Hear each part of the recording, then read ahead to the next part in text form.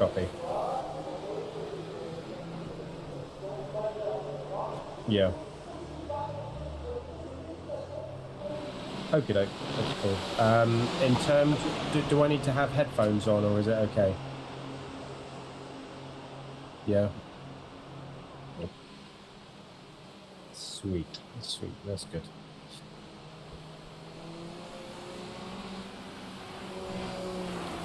You need me to do testing?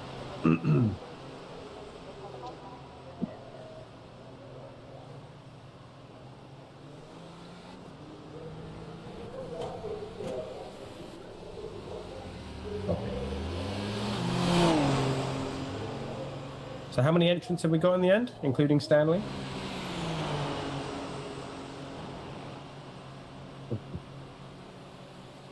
Okay.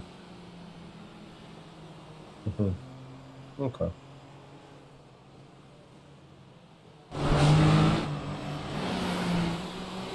And we kick off, when does practice begin? Okay. Can I see the practice just so I can kind of see who, yeah, just so I know whose car is whose. And... Oh, there we go. Oh, very cool. Nice. And how do we get these graphics?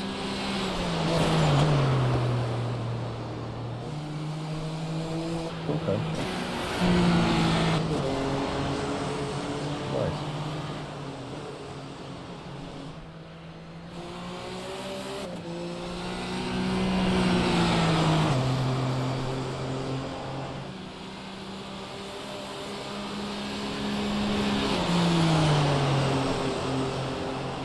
Yeah, yeah, spot on.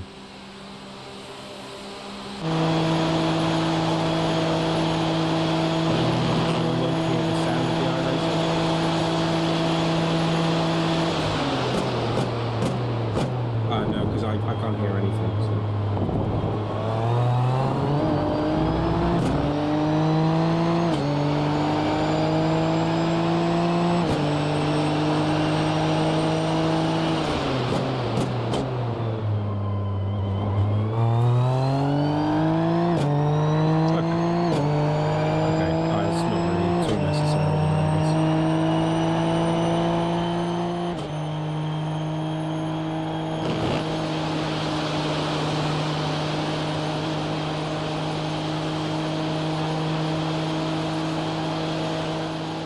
So this is live now on YouTube, yeah? Yes. Oh, sweet. Nice, okay. I'll be back in a moment. Sure.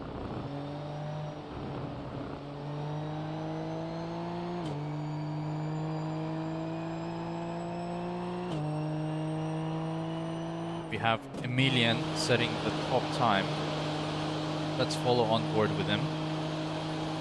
As he gets an early 2:11, I expect those lap times to drop significantly. Yeah, Dylan Allen already with a 2:10. Have just over 15 minutes of practice, 16 minutes of practice.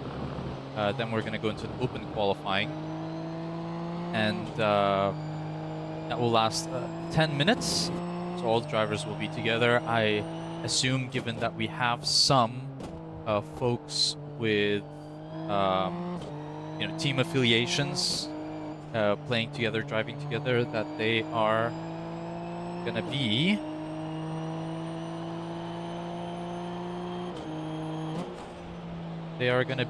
giving each other toes and whatnot. So it's gonna be interesting to see how that goes. Oscar Wilkins setting a low 2:10.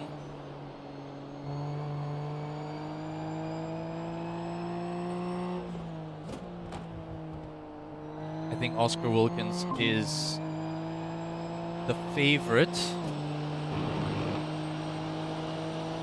I would assume.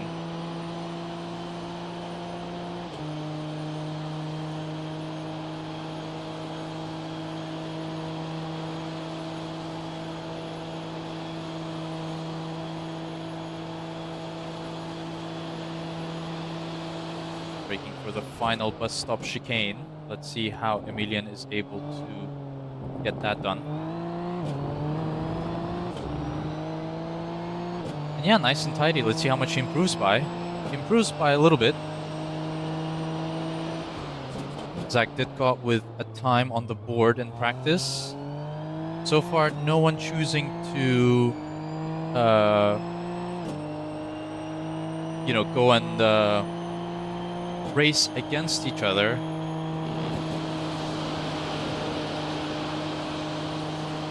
So the number 4 car, that's Goethe.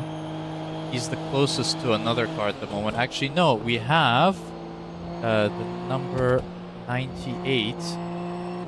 So we have...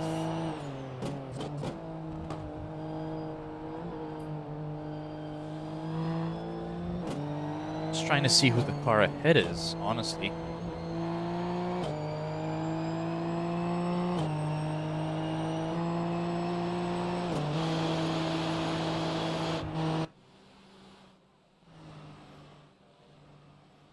Daryl Brady. I'm not sure why Daryl Brady is joining as a driver.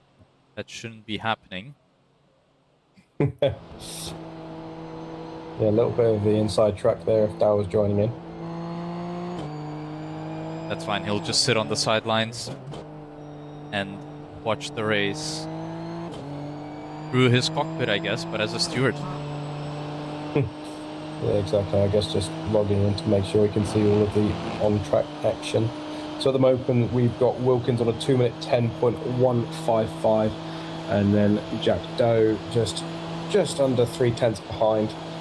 Didcot very, very close behind. So it seems like there's a gaggle of cars all within half a second in that top 7. As we see a little bit of dice position, Byron just hits the back of the car in front there and goes deep into the bus stop chicane. That's not what you want to be doing in practice by any means, but it seems that he's gotten away with it okay. Not sure about any damage for the other driver, but we shall see. Yeah, this is just practice, so just making sure that they have all their settings in order. And a 209 coming out already from Zach Didcott. That's a pacey lap there from Zach. He puts himself 0.2 clear of the field, so laying a marker down there for qualifying coming up. But looking down towards the bottom end of the top 10, we've got, as we see, Jack Doe just going to fastest, just 4 thousandths ahead of Didcot there. And Hassan Seigel in P8, 0.8 off the pace. And then Arthur Dodonka 1.8 seconds off on his lap, P10, with the others having not set a time just yet. Of course, we do have a very special guest joining us, Stanley DeLandis, who is just a last-minute joiner and will be racing with us, so welcome, Stanley. Not getting a practice lap in just yet, but we've just got over 11 minutes left in practice before we go into our qualifying session.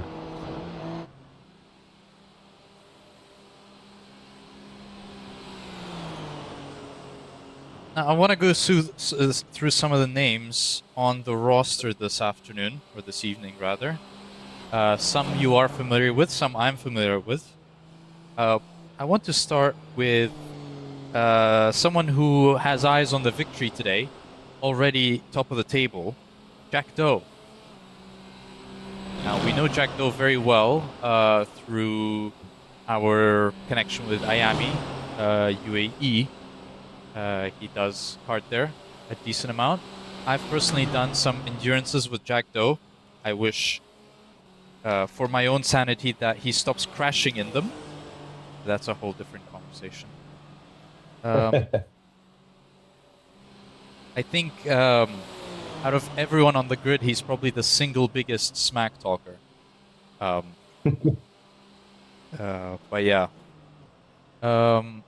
Next up, we have Emilian Card on the grid. Currently P5.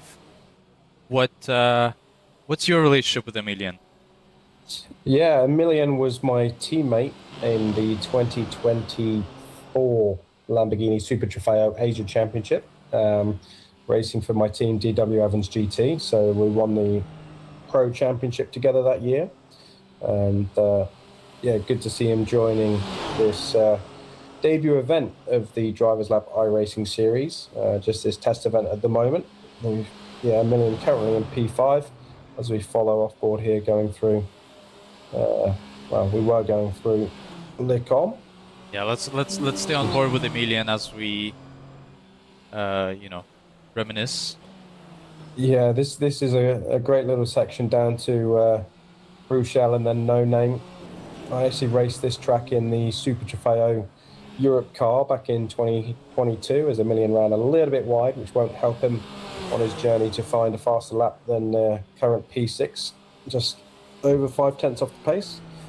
But yeah, amazing circuit, really quite something, especially in a high downforce car such as this, to be able to really make the most of Piff Paff here, which fourth gear, can use third on occasion, depending on the balance you've got in the car and your driving style. As we see, Wilkins goes to a 209.791, so a 10th up on Jack Doe there. So the lap time is getting faster and faster as we go. And Wilkins is just going to pit and go back to the pits. There we go, as he just teleports out. See who else is on track. He will go for another run. Byron Piri, also an Miami Carter, senior category. He was very fast when he tried our sims in Rasselkema, I remember. And just very eager to join the competition. So I'm very excited to see where he ends up. He's a little bit of an unknown to me when it comes to sim racing on, iRacing from home with practice and so on. Very exciting, and I think he can put on a show for all of us. No, it's going to be a very exciting race. From looking at some of the practice footage, it seems there's been a few quite major shunts, especially on this run down to Le Com. One on board, which I saw, I think it was Darryl in the practice server, managing to make it through what looked like a 7 or 8 car pile-up. So hopefully we don't have too many issues in the race today, and they'll all need to behave themselves. Yes, sir. Now Oscar Wilkins is out. Oscar Wilkins is also an interesting character, an airline pilot by day and a pro sim racer by night. So he is on he's from the Netherlands, but he's on a Dutch sim racing team, competing at the top levels of whatever category they choose to enter. Very quick. Another big favorite to win just from his experience and pure pace. It's unclear how much hours he was able to put in, because he just recently was able to return from Europe. He was piloting the airplanes that are going in and out, so it was uncertain. Was he going to be able to return? Was he not? So eventually he did, and now he's going to be driving. Not sure what's happening, but can pivot to Dylan Allen. Now, Dylan is also a sim racing teammate of mine, or previous. Very last minute addition as well. He spent, the past week and a half saying, I don't think so, I'm not really looking forward to joining. And then he joined the practice server at Hawk yesterday, and that kind of convinced him that he needs to be on the grid this afternoon. Schoolmates with Theo Palmer. Oh, one of our there you go. Resident drivers, obviously competing in the F4 UAE and this year in the British Formula 4. The more talent on the grid, the better. And great to see we've got these drivers out here for our first, let's say, test event for the Drivers Lab iRacing Championship. A new initiative from Drivers Lab to promote racing, sim races, practice from home, and the development which they can do in the facility in Dubai, in the main chassis sim, but then taking that home, of course, Drivers Lab doing the home rental simulator service, so having the Pro Sim Cool Performance simulators installed at home and being able to compete and race and develop your talent throughout the year in Dubai, of course, with the current travel issues and the situation in the Middle East. So moving online to allow the drivers to be able to compete and race and develop their skills as they learn and go through. So this is going to be quite an exciting race as we've got just under 5 minutes of practice remaining as we watch the onboard of Dylan Allen going through Piff Paff, trying to get a little bit of a toe here off the car in front. I think it's a million card. Of course, slipstreaming, very, very important around Spa. As we watch the car in front run wide, that's not going to be very good for his slipstream because he might have to check up here. No, he's just not going to get the run there, so he would have lost time. But yeah, timing the run is so, so important. I remember last year in the GB3, the slipstream was worth upwards of 1.5 seconds per lap. So you had to time your run out of La Source absolutely perfectly to ensure that you were able to capitalize on the slipstream, the car in front punching a big hole in the air to allow you to get an increase in speeds of up to 10, if not 15 kilometers per hour. And of course, the middle sector is very high speed. You need the downforce. So that's where if you're too fast or too close to the car in front through sector 1, you will not be able to make the benefit. So it's all about timing it around about sort of a second and a half, 2 seconds gap from the exit of turn 1 to be able to then get the optimal lap time. So this will be the thing to watch for in qualifying, and I'm excited to see how, let's say, clever or maybe not so clever, depending, the drivers are in terms of getting their lap time together in the qualifying race. I have some shout-outs in the chat at the moment. So we have a lot of love coming in from the Philippines. Of course, we have superstar driver Russell Reyes. Dare I say he's probably the best Filipino driver at the moment. I don't know if I'm entirely correct in saying that, but certainly a legendary name joining our race today. Thank you so much, Russell, for coming on board. That's courtesy of our, head and only steward, Daryl Brady. So yeah, very excited. I'm very excited now to see Russell show up against these guys here, because it will really give us an understanding of what a proper top superstar driver can do against up-and-coming talent, the world of sim racing. So it's going to be very, very interesting how that goes. Dan, we have this driver right here, Arthur de Donker, joining in from Belgium, not from his home sim, but he is currently in Belgium at a sim cafe, joining in. Good friend of ours? Yes, indeed. Competed in the F4 Trophy Championship at the end of 2025. And of course, not back in Dubai at the moment, but good to see Arthur logging in remotely from Europe to be able to take part in this first event in the Drivers' Lab Championship. And as we see him just getting a little bit of oversteer coming off of the bus stop chicane, which won't help his lap time there.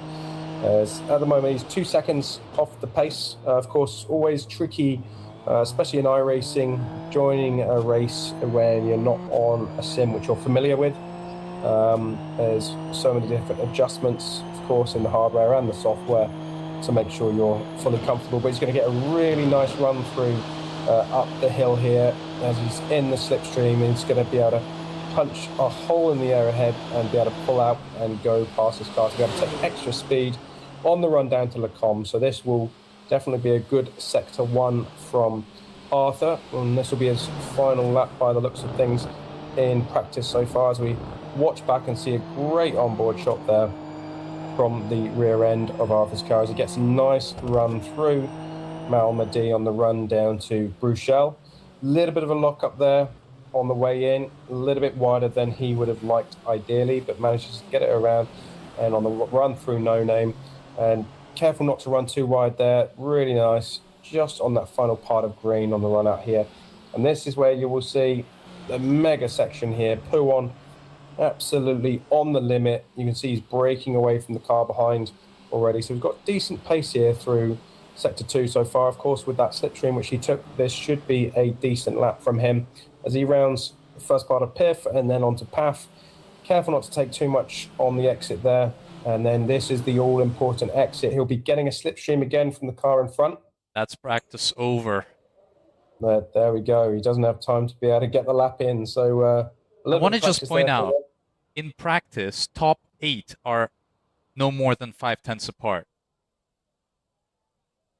Yeah, it's going to be a very competitive qualifying session. It's all going to be about who can get the slipstream right as we head into the qualifying now. So let's see who wants to get out there first, who's maybe going to wait a little bit, but there's not much time, and it is a long lap here around the Spa-Francorchamps circuit. So as we see this car just coming out on the run out of a Rouge, Oscar Wilkins, yep. So getting his tyres up to temp, but he seems like a man on a mission, wants to get on with it. Not too much braking or weaving. He just wants to be able to get the maximum number of laps possible, it seems.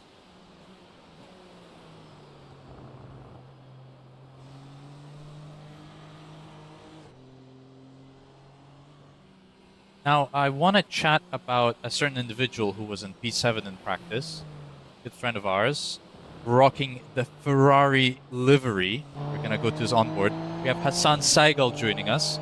I would say the youngest driver on the grid today. Yeah, I probably would go with that. Yeah, he's a young, talented driver from Qatar. Just made the move over to Dubai, and is looking to be able to make his mark in motorsport as he's warming up his tyres on the run down to Pouan. Yeah, lovely family, lovely young kid, and nice to see him putting in a decent time in practice there for the first event of the Drivers Lab iRacing Championship. A little bit wide on the run through Piff Path, but at the moment not going to be an issue for him because we're just warming up our tyres ready for the first push lap. But it seems no one's really running too close to one another at the moment. Yeah, expected to see a little bit more in terms of slipstream, but they're obviously prioritising just getting a clean lap in by the looks of things. Yep, exactly. I think we can follow Hassan all throughout the first lap, onboard lap. If you want to take us through the lap now from his POV, just really every corner, what do you have to give as a tip? Absolutely. Well, as we see, he gets a good run out of the bus stop chicane to be able to carry the maximum speed on the run down to turn 1 here.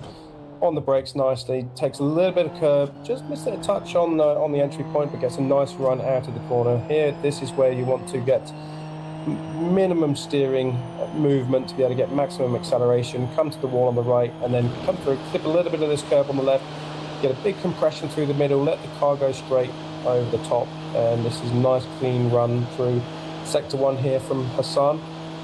A long way up the hill. It's a lot steeper than what you can see on the TV, so you can brake a little bit later than what you think at this point, but it's important to get the inside there and hook it, take a little bit more than that curve than he would have wanted there, and then get the run through on the run down to No Name here. So a very tricky corner, easy to lock that front right tyre. He's braked a little bit early, so he's going to have a little bit less speed around that corner than he would have liked.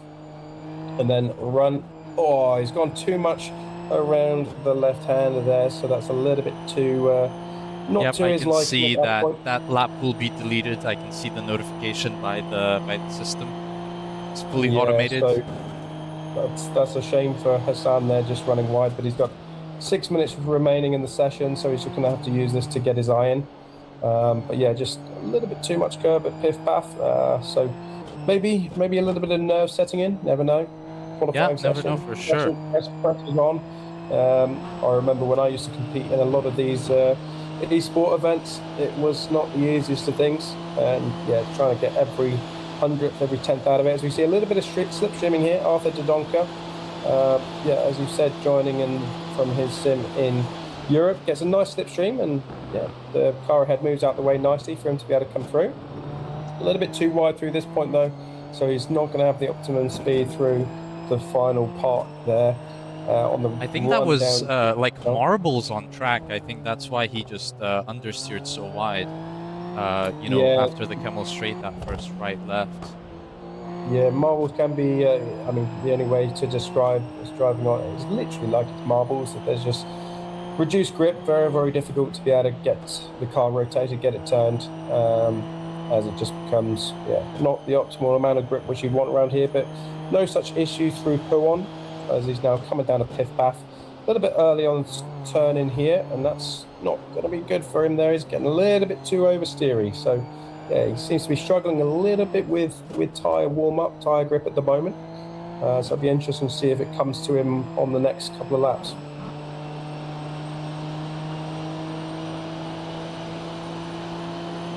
We have, I want to say, Daniel Nestorovic. That's probably the best you're going to get out of me. Currently sitting P1. And as we see, Arthur de Donker getting towed by Bayern Paris, I believe. What a lockup. That's massive. He had two perfect slipstreams, really. One in sector 1 and one in sector 3. But the issue is, when you have those great slipstreams, the pressure as a driver is just so high, because you know that is the lap. You know, that's the theoretical, optical, fastest lap which you can do. But, you know, of course, you do have a little bit more speed than you're perhaps used to. And if you brake a little bit too late, or you just fluff your lines, then it makes it, that can happen. So he won't be very happy with that one. See, are they trying to fight down Eau Rouge? Go up to the driver in front. Certainly some slipstream, but this looks like racing to me. This doesn't look like quali. That's a little bit closer than you'd want to be, I think. As I said in the practice, you want to be around about 2 seconds behind, but yeah, he's straight off there. So not sure what Crochet is up to at this point. It all seems to be a little bit, everything's happening at the moment, isn't it, Ruslan? Yeah, seemingly so. Everyone's struggling for track grip. I think we've done a random kind of track grip generation for this race.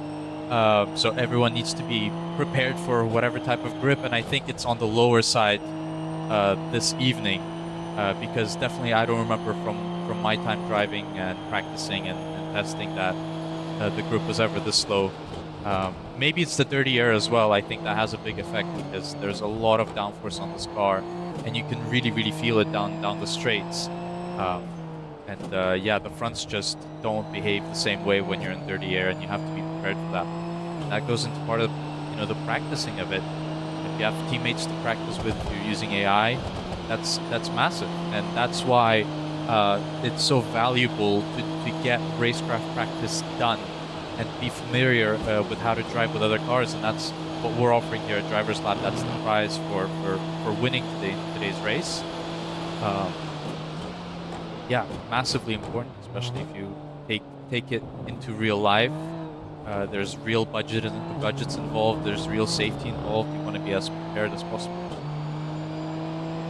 Absolutely. There, as we see, Dylan Allen he was prepping for a nice little slipstream, but the car in front moved aside, so no such luck for him. He will have to complete what will be his final flying lap without a tow.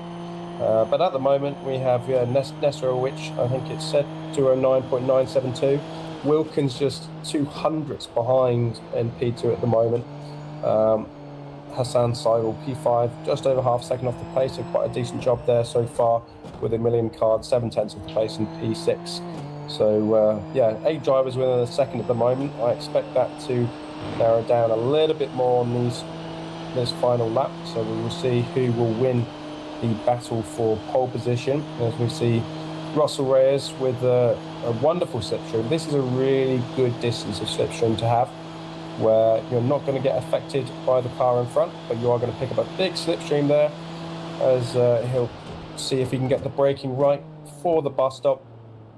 And that looks pretty good. No, he's going to set it up. No, yeah, he's going to set it up.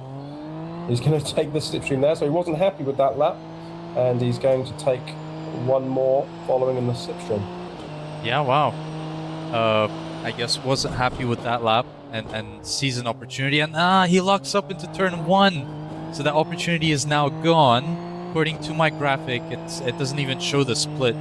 to the car in front anymore because he's so far. All the meantime, we have a different driver, Byron Peary, who is almost getting a slipstream, but again went to the gravel and had his lap time deleted. So we have, I think, 17 or 18 drivers, and only 13 have managed to set valid lap times. And even then, I would say probably the top 8 only managed to get a proper representative lap in, based on the pace that I've been seeing. Certainly 4.5 is not how much off the pace Dylan Allen is. So it's interesting to see how these drivers will then make their way up the grid, because they will have more pace than P13. So yeah, very, very exciting. I just hope it stays clean, to be honest. Yes, this is the main thing, isn't it? Qualifying is one thing, and as you said, the track grip did seem to be a little bit lower than perhaps what they're used to.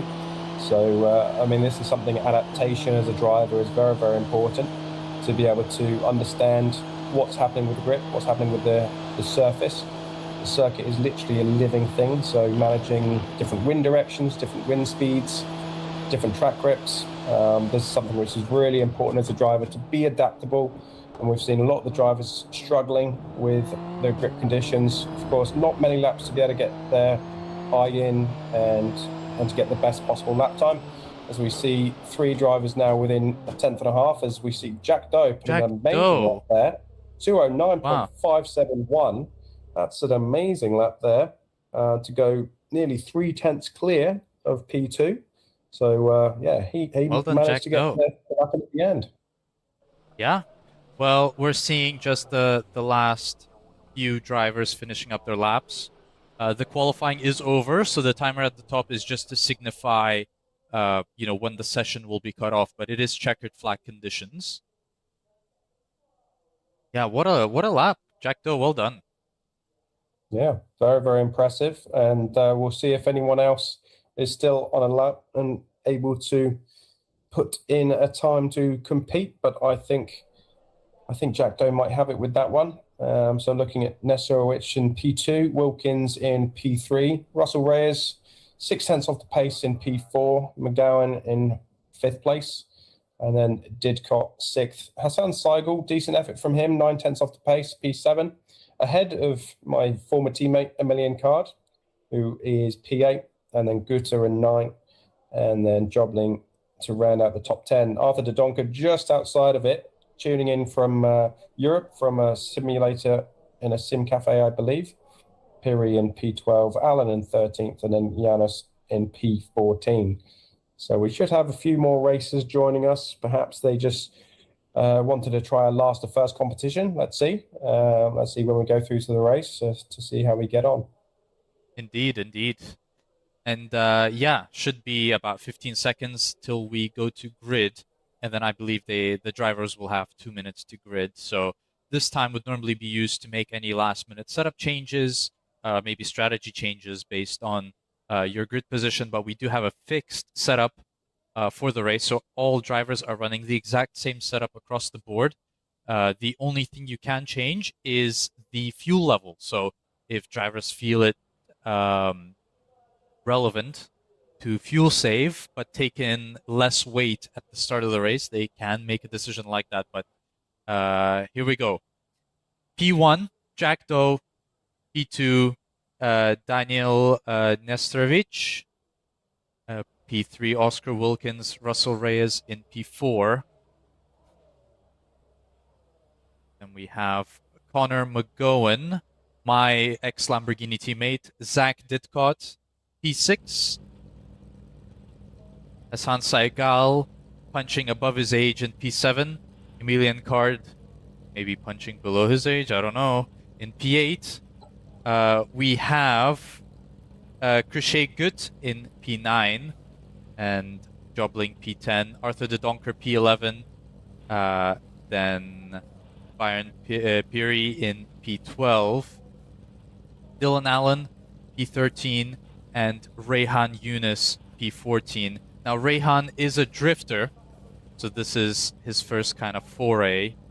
And then we have those that did not qualify, just ignore Daryl Brady, he will not be gridding. So we have in last place Aziz Omar, and then in second to last place we do have Stanley De Landes. Is that how you pronounce it, Dan? I think so, Delanders. That's how I say it anyway. Maybe it's Deland.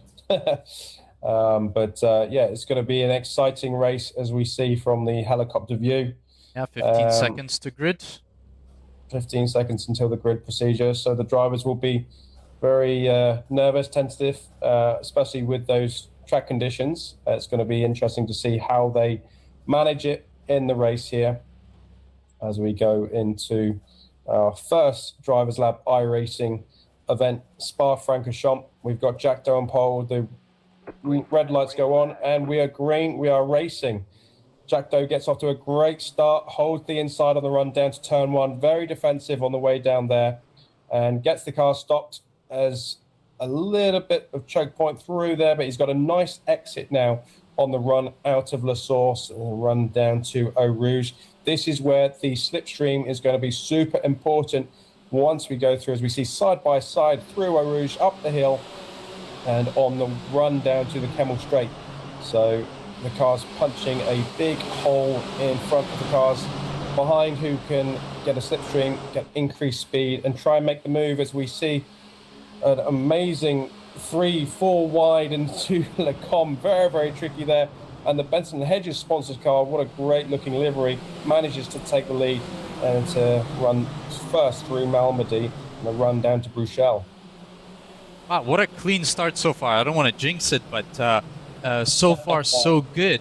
We have a couple drivers, now that I can see them all in one place, they're running Drivers Lab liveries, so that's cool of them to do. Big thumbs up. Lots of drivers going wide and picking up incident points. Now we do have a incident point limit of 17, after which you will get a drive-through penalty. So if you're taking too much track limits, if you're getting involved in too many collisions, you will be penalized eventually. We're on board with James Didcott, P11. No, sorry, P5, fighting Jack Doe in front, coming up to the most important exit corner of the lap. But with Slipstream, it's going to be much more of a racecraft issue about who ends up in front by the bus stop. Here, following Dylan Allen in 10th. Yeah, still very close. No one's really been able to pull away. A couple of groups, but they're all very close. And we have an incident. I believe that's Nigel Jobling in the back, and we have Krishay Gute also spinning, getting touched down the bus stop. Wow, this is some proper racing. Yeah, this is mega into turn one, and trying to get the switch back on him. Won't be able to quite get that on there. He's going to have to keep his powder dry until the Camel Straight. But drivers running all close together. Great Ferrari livery. Hassan Seigel looking to the left, but he won't be able to do it there, so he's going to have to tuck back in and try and pick up the double slipstream, as he's now getting attacked. We're going to be 4 cars fighting on the run down the Camel Straight. The Drivers Lab liveries there, as you mentioned, Ruslan, and yeah, the lead car there defending against Hassan. Is Hassan going to try and go down the inside? No, he's going to get overtaken around the outside. What a great move there. That is very possible to do, but you have to have a lot of commitment, and it seems that McGowan has plenty of that, so he moves up to P5, Hassan down to P6. Yeah, well, you know, McGowan has not been someone who, you know, doesn't put up a fight. As we jump on board with Zach Dickoff, P7, there, you know, it becomes a little bit of a train. You know, lap 2 onwards, it does become a little bit of a slipstream train. With Spa, I don't think the corners are tight enough to really be able to shake off someone from staying in your slipstream down the straights, because they're just so long. But I just want to highlight here a battle for 12th place taking place. I mean, what grit to fight for 12th and not give up. Let's go on board with Zach Didkoff for a little while, as he is kind of the last car. Yeah, let's stick with Zach Didcot as he is in a four-way battle. Around the outside there, P5. Blanchimont. Very, very, very brave there. As yeah, great move there. We saw that from Verstappen back in, I think it was 2017 in Formula One, when he ran around the outside of Felipe Nasser, if I'm not mistaken. And yeah, great move there as we battling on the run down to turn one. Emilian Card just keeping his powder dry at the moment, P8. And he's got Hassan Seigel in front of him. So, as you said, Emilian slightly older than Hassan. Hassan putting up a really decent fight here as he's looking again, sort of just moving out, trying to distract the car in front to make a mistake. And yeah, on the run down the Camel Straight, this is where the slipstream, like you say, with the multiple drivers, it all becomes a little bit of a train, let's say, because everyone gets a slipstream apart from that lead car, of course. As we now go on board with Russell Reyes, who is 4/10 behind Wilkins in that Benson Hedges theme. This is for the lead.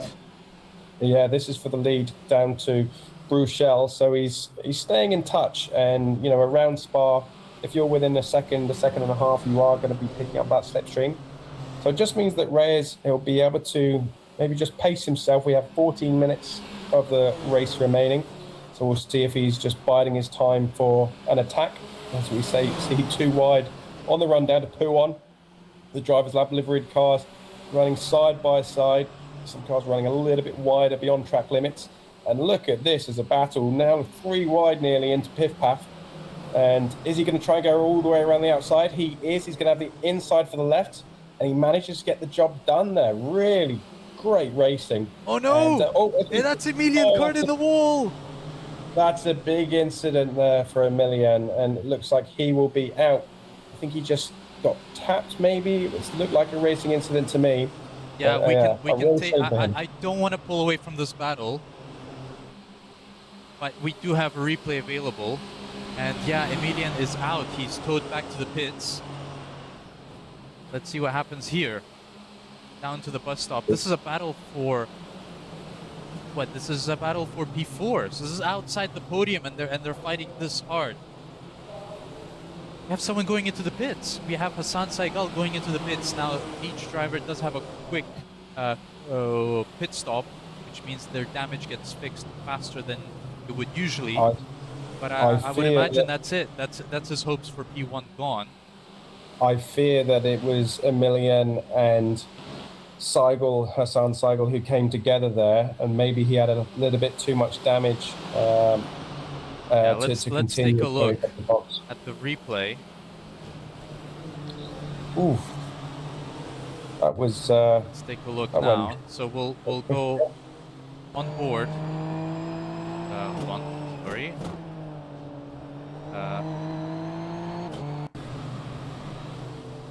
There we go. This is the one that we're going to see him just get out slightly. And let's go to... yeah, there we go. He's just tapped Hassan, and then it's just put him right off and into the wall. So that'll be where the damage came from. Very, very close there, but just those couple of drivers checking up in front, and Emilian didn't quite anticipate that nicely, and yeah, you see him out of the race. So real shame for him. And let's head to live with Connor McGowan. What's going on here? 3 wheels on his wagon. So it seems like he's had an issue as well. See, looking back at a replay, and it's all happening here in the first Drivers Lab iRacing race here. This must have happened in Pouon. Was it just too little downforce? Oh, avoiding action. Wow, yeah, this is the thing with the downforce of the car in front. When you're running that close, you're running in that dirty air. It is tricky to be able to manage and to adapt to it. And it just caught him out, and yeah, overcorrected and went into the wall. As we see a nice little battle here from the Drivers Lab branded liveried cars. This is Jack Doe and James Didcot. And we've seen some issue in the background. Someone's lost the front wing there. So it's starting to kick off now. 11 minutes remaining in the race. They were all behaving on the first few laps. and now they're just starting to have a couple more issues as runs a little bit wide out of turn 1. That's Let's not see the going to help him. replay of what happened with the driver behind with the front wing. And is it just, oh no, it's a spin, entirely That's a shame. self-induced. Yeah, indeed. Let's That's a jump shame. back to the onboard with Zach, Didcot, and Jack Doe. This is going to be a good battle here. Now you can stick to the outside, you can send it down the inside. In these cars, you can do both. It's not really an advantage or a disadvantage. Wow, what a defense from Jack Doe. Very committed down the outside of the first right-hander after the Kemmel straight. And I fear that's you know, until after pit stop, I think that's it. That's going to be single file. We have Arthur de Donker having contact with Goethe. Oh. Let's take a look at this. this. Wow. This looks like an interesting one. Try to go all the way around the outside, but just a little bit maybe of a racing incident there. 2 into 1 don't go there, it seems. And bit of an issue for them. Yep. So we'll it's all live. All kicking off here, it seems. We're back to the battle for P4.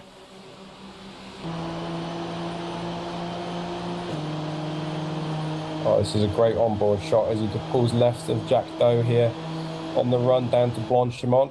He's got the inside. Jack's going to try and hang it around the outside, is he?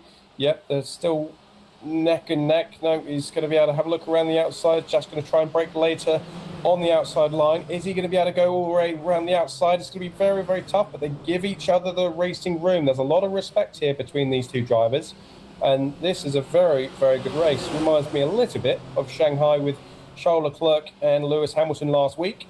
Let's see if we can have something similar, but no batteries involved here. This is pure racing. This is flat out. We have 8 minutes 40 to go, and Didcot trying to get back into the slipstream of Jack Doe, our pole sitter, who clearly didn't have the best of starts. Now this is the battle for the lead. Oh, this is going to go down for the next 4 or 5 laps, isn't it? Wilkins still in the lead there, but Reyes is closing. Very, very close there. He's sitting in the wheel track, so I think he was just keeping his powder dry, assessing the strengths and the weaknesses of Wilkins in his competition. And now he's looking to go on the attack. A little bit of the dust and sand kicked up on the exit of No Name there from Wilkins. And this great section of Pouhon on the run down into Sector 3 of Spa. Yes, indeed. Let's see if we can get a nice angle. Now, Wilkins, had a little bit more practice. Russell Reyes joined maybe, 10, 15 minutes before the driver's briefing, or even knew that he was going to be joining. But it's good to have him. Now, let's see. Russell Reyes make the slipstream. Is he a little bit too far? Maybe not. Yeah, he's just coming. He's coming. It's not going to be enough, I think, for the bus stop here. But you saw he was gaining just over a tenth on the run down on the exit, on the run in that Sector 3 on the one to Blanchimont. So now he's 4.5 tenths behind across the line. 7 minutes remaining here in the inaugural Drivers Lab iRacing event. On the brakes, closes up quite nicely. Gets good drive off the corner as well. Super important. Now, this is a perfect distance to be to overtake for Lecombe. So he's now 3.5 tenths and closing. He's going to be pulling all the way here. And this is really where you start to get the benefit. The downforce is off the car, and he's going to go for the outside line. He's going to try and overtake. As you see, he pulls up and past Wilkins. He goes into the lead. Russell Reyes, an amazing performance. He backs out. Russell backs out. Wow. Makes a decision to stay behind. What strategy is he playing here? He's feeling quite confident, I feel. I think that he wants to be the car behind on the last lap, leaving the middle sector down that back straight. So he can be better positioned for the move into bus stop, which could potentially be the very, very last place. It's an interesting decision, so it might be a little bit of a game of cat and mouse. Now, who will let, who will slow down the most? But they can't slow down too much, because if we look at the far camera, we have Daniel very close behind. So they can't get too complacent. Yes, just a little bit of tripping up in front, and they're going to invite the 7 car in for a little battle. So this is quite an intriguing strategy. It shows that Russell Reyes has a lot of confidence. When you see a driver backing off like that, it means he doesn't want to show the opposition where his speed is. And a little bit Marc Marquez perhaps in MotoGP, he's got the confidence and he's just going to go for it when it counts. So you see he's right on the back here for the bus stop. Is he going to go for a move, or is he going to keep the powder dry? Let's see. Yeah, just controlled, staying behind. I mean, these are 2 very experienced racers, so I'm sure this is not really going to phase Oscar Wilkins. I think he's going to know exactly what's going on here. He's going to know exactly how much pace a car would have in the slipstream, and he wouldn't be buying any of this. In the meantime, into the bus stop, Arthur Donker gets overtaken. Now, Arthur Donker, a person in chat tells me that he's actually at Spa physically today, at the Sim Center at Spa. So we're hoping for a good result from him, but Krishay Goethe did get the better of him. Let's see if the Donker can catch some slipstream. Now he's 5 tenths back. It should be plenty to catch a slipstream. He's going to get a very big slingshot going into the Lecombe corner. Yeah, massive, massive slipstream. A lot more speed. He's going to try and stick it down the outside, but he gets outbroken. Or maybe he just chooses to back out. Again, playing the long game, trying to see if he can make a move down the bus stop, as he was overtaken at the bus stop himself. We're going to just switch back to the battle for the lead. Yes, with just over 3 minutes remaining, as we follow off board with Russell Reyes still in the wheel tracks of Wilkins there in the beautifully yellow liveried lead car. What would be going through your mind in a situation like this? If you're P1 or P2, which position would you rather be in, actually, Dan? Well, it's a good question. I'd always like to be leading. I think if you can lead, you should lead. But at the same time, I always did love a good attack. As we see, he's looking for a bit of attack, and Wilkins goes for the defensive.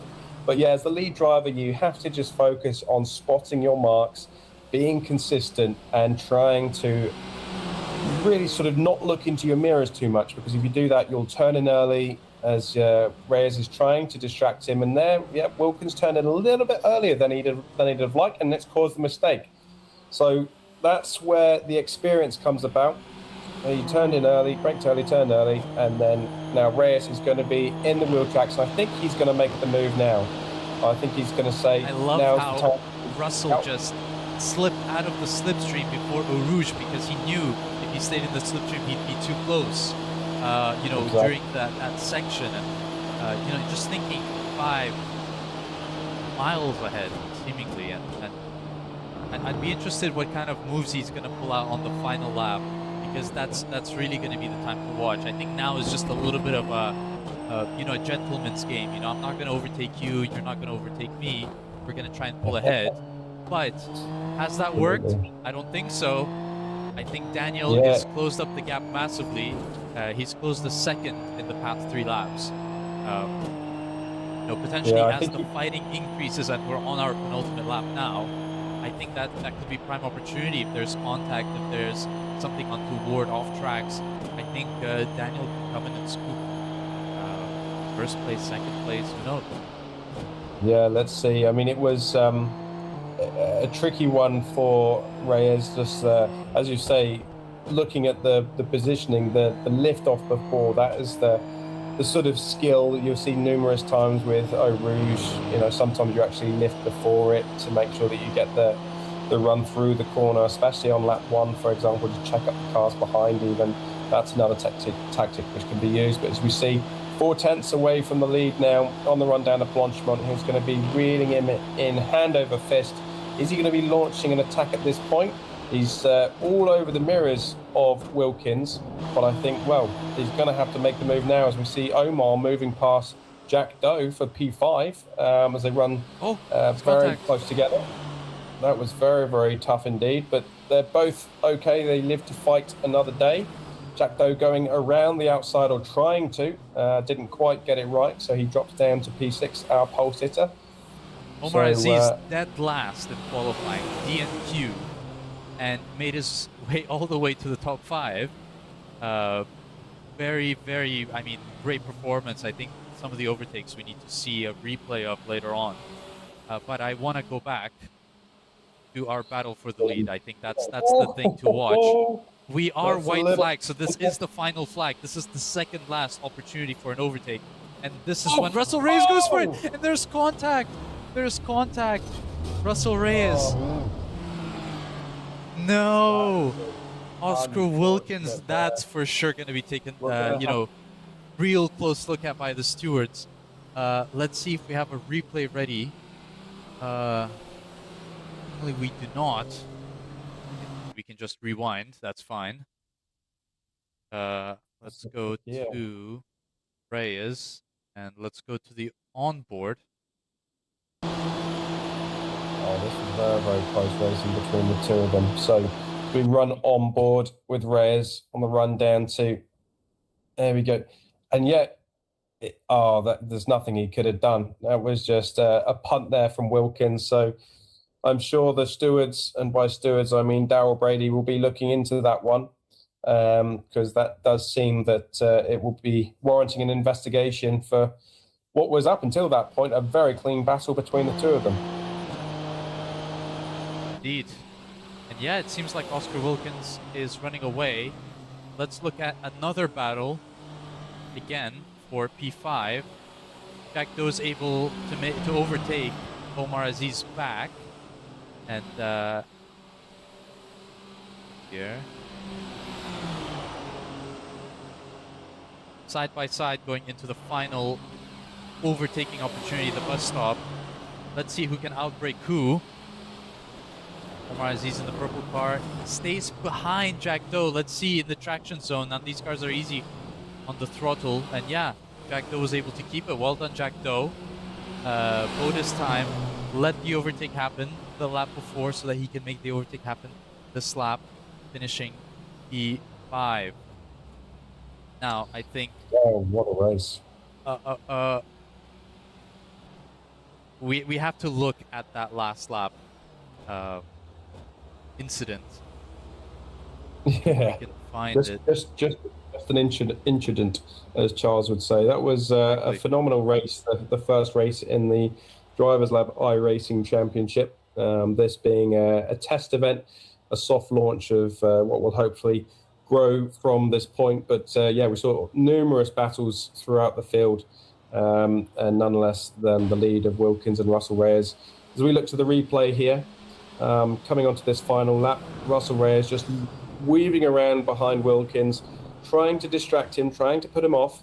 And as we go this for is this the replay, final lap replay. So we'll go back to where are my controls? So we have Reyes following Oscar Wilkins. This is the start of the final lap. Let's see the whole context of this incident from both drivers' point of view. So obviously here Russell Reyes gets an undeniable slipstream that Oscar Wilkins has really, you know, a difficult time countering. Finds himself fully behind Russell, and yeah, I think that's just Oscar not getting his braking point right. Because yeah, like tricky it's tricky as well because as you see Russell Reyes passing, he does move in the braking zone, I believe. No, he moves over before the braking zones, which that's okay to do. So yeah, it's literally a case of Oscar just outbraking himself. So I'm sure the stewards will be looking into that one, and there could be a position swap or a penalty applied post race. But yeah, what a great race to that point it was. Indeed. So the provisional results, we have Oscar Wilkins, Daniel Nestorovic, Russell Reyes. Did I read that right? Russell Reyes still made it up P3. That's well done. Even after all that, he might benefit from any kind of penalty coming, for Wilkins if he was able to stay close enough. Absolutely, and as you said, Ruslan, with those two coming together, it could be the number 7 car, Nestorovic, taking the win. So we'll yet to see what the stewards say, but yeah, commentator got it right on that one, Russell. Yeah, there you go. We have Zach Didcock quietly making his way to P4 after a battle with Jack Doe, of course. Then Omar Azizi, again, great battle with Jack Doe. Oh wait, do I have the results right? I might not have the results right. Hold on. I think I'm reading off on things. So we're just getting news from the stewards that there will be a 10-second penalty for Wilkins, I believe. So that will knock him down in the results sheet. And then there's another a 20-second penalty between Nigel and Byron. Let's take a look at these incidents, actually. 8:18. Let's take a look. Let's see if I can load up that incident. Now that's Nigel Jobling, I believe.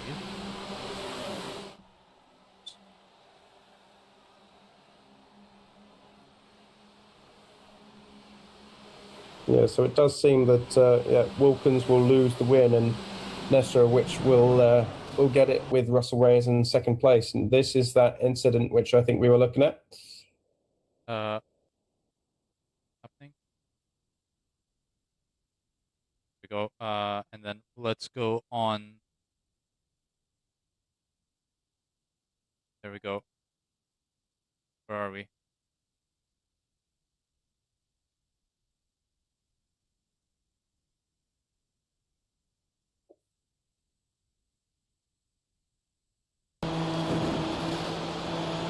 Nope, that looks like I think that's from behind. Let's see if... Yeah, so it seems they've just managed to make contact on the run down to trying to find the right... Here we go. A 20-second penalty, that's quite a strong penalty, so there must be something significant which we're going to see here. I think we need to see the onboard of the other car. There we go. This will be good for us. I think there was some connectivity issues. I think that's why we're not able to get the onboard footage of the driver in question. Could be a little bit of netcode. You never know. But a penalty for this incident. But at the end of the day, it's Nestorovic taking the win. So a very well done to him, capitalizing on mistakes of a mistake of those ahead. Let's see if we can go. Yeah, here we go. Finally. Yeah, it just seems overly zealous. See if we can take a look at that again. I mean, yeah, Bayern gets a run. But there's not a... No, I think he's poking his nose in where it doesn't belong. I don't think there was a full car's width to make a pass there. Yeah, I think the 20-second penalty is justified. Any other significant incidents, Daryl, for us to look at? No. Have him in the room here with us. Well, there we go. There we go. I guess that brings us to an end of the first Drivers Lab iRacing Championship. Been a pleasure to commentate with you, Ruslan, and see some very exciting action. Congratulations to Jack Doe for pole position. ultimately finishing in fifth place. But yeah, Nasaric taking the win there after the penalty for Wilkins. Or is that Reyes who is this? This is a final result sheet, isn't it? So Russell Reyes would have won the race. Is that right? No, so the result on screen is not relevant, so I'll just remove it. There you go. So We'll have Nasaric, the final results posted up very soon. I'm just trying to see if we're getting some protests coming in. So Daryl has a little bit of work to do. So we'll let him do that, and we'll be announcing the final results on our Instagram within 10-15 minutes. So stay tuned for that. Wonderful. Well, it's been a pleasure here to have you all at the Drivers Lab iRacing first event, a test bed for what will become a full championship. Great to have drivers tuning in and racing from all around the world. We have drivers racing from Europe, Dubai, America, and Philippines. So great to see, yeah, a very international grid, and looking forward to some more great racing in the future. Indeed. Thank you so much, Dan, for joining me and providing My your pleasure. very, very deep insight and knowledge of all racing and also the circuit, the cars. Very valuable for this, I'm sure. And yeah, And with that, that's we'll be signing off.